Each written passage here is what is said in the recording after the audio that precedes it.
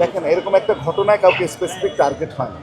তাড়াহুড়ায় দু একটা বিচ্ছিন্ন ঘটনা যদি হয়ে যায়, এটা কারো ইন্টেনশন কাজ করে না। আপনারা মিডিয়া অবশ্যই এটাকে পজিটিভলি দেখার চেষ্টা করবেন। কথা, আপনারা মিডিয়ার মানুষ, আপনারাই খোঁজ করবেন। এখানে যে প্রয়োগটা আছে, পুলিশের সর্বনিম্ন জল কামান দিয়ে তাদেরকে সরে যেতে বলা, এর চেয়ে সর্বনিম্ন আসলে আশা করি সাংবাদিকদেরও আমাদের সহযোগিতা বিষয়টা আপনারা যদি দেখেন যে পুলিশের সর্বনিম্ন আইন প্রয়োগের বিষয়টার ভিতরে লাঠিচার্জের সামান্য অংশ। আর আমরা সর্বোচ্চ চেষ্টা করেছি, যেহেতু তারা টিচার মানুষ, তাদেরকে আমরা বুঝিয়ে জন্য মিডিয়া দেখলেই আপনারা বুঝতে পারবেন। দেখেন, এরকম একটা ঘটনায় কাউকে স্পেসিফিক টার্গেট হয় না। তাড়াহুড়ায় দু একটা বিচ্ছিন্ন ঘটনা যদি হয়ে যায়, এটা কারো ইন্টেনশন কাজ করে না। আপনারা মিডিয়া অবশ্যই এটাকে পজিটিভলি দেখার চেষ্টা করবেন।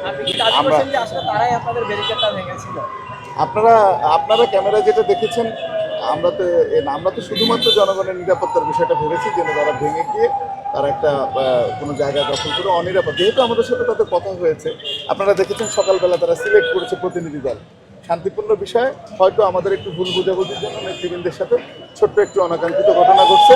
তো আমরা তাদেরকে বোঝাতে সক্ষম হয়েছি যে যেহেতু আপনারা আমাদের টিচার, আপনাদের কাছে আমরা পুলিশ হিসেবে যতটুকু আপনাদের সাহায্যের সর্বোচ্চটা করেছি, এবং তারা সেটা স্বীকারও করবে। ঠিক আছে, আপনার নামটা ভাই, নামটা একটু বুলবুল ভাই। ঘটনার জন্য তো অনাকাঙ্ক্ষিত বিষয়টাই জড়িত, এটা তো কেউ বলতে পারে না কেন অনাকাঙ্ক্ষিত ঘটনা ঘটেছে। নিশ্চয়ই আমরা যখন উভয় পক্ষ একমত হই, ওখান থেকে যদি কেউ ব্যত্যয় ঘটায়, তখনই অনাকাঙ্ক্ষিত ঘটনা ঘটে, তাই না? তো তো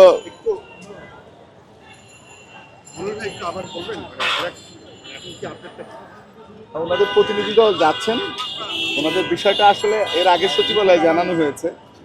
শিক্ষা উপদেষ্টা মহোদয় আশ্বস্ত করেছিলেন, তারপরে ওনারা আশ্বস্ত হতে না পেরে এখানে প্রায় 5-6 দিন ধরে অবস্থান করতেছেন। আমরা কথা বলেছি, যেহেতু এত সংখ্যক মানুষ উপদেষ্টার কার্যালয়ে গিয়ে আলোচনা করা সম্ভব না, আলোচনা করতে গেলে একটা কমিটি প্রতিনিধি দল প্রয়োজন, সেই অনুযায়ী তারা আমাদের লিস্ট দিয়েছিলেন এবং শাহবাগে এসে তারা প্রতিনিধি দল যাওয়ার কথা ছিল।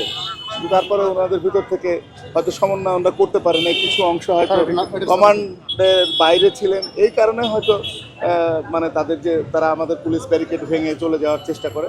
আমরা জাস্ট নিবৃত্ত করে তাদেরকে বোঝায় এখন আবার তাদের প্রতিনিধি দল নিয়ে যাচ্ছি। আমরা শান্তির জন্যই যেন তারা আলোচনা করে তাদের সমস্যার কথাটা কর্তৃপক্ষকে ভালো করে বোঝায় বলতে পারে। আমরা তো শুধুমাত্র আইন শৃঙ্খলার বিষয়টাই ভাবছি।